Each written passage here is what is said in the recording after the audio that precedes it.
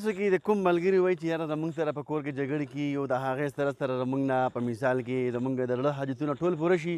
نو اسانه وظیفه ده، په دې باندې عمل وکړئ. په مثال کې کوم مسافر وروڼه دي او هغې ته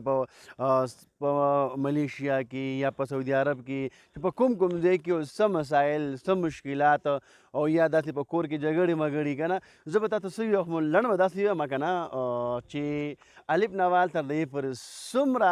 مشکلات دي څومره مسایل دي بغیر د مرګ نه علاوه، نو انشاءالله العزیز په دې اسم اعظم سره به انشاءالله العزیز ستاسو دا ټول مصیبتونه ټول تکلیفات او ټول مسایل به حل شي. او د دې وظیفه دې عمل کار څنګه دی هغه داسې دی، د هر مانځه نه بعد به تاسو سست وفیرې یا بدیع یا بدیع یا بدیع ووایئ. څو پیرې جي د هر مانځه نه بعد سست وفیرې یا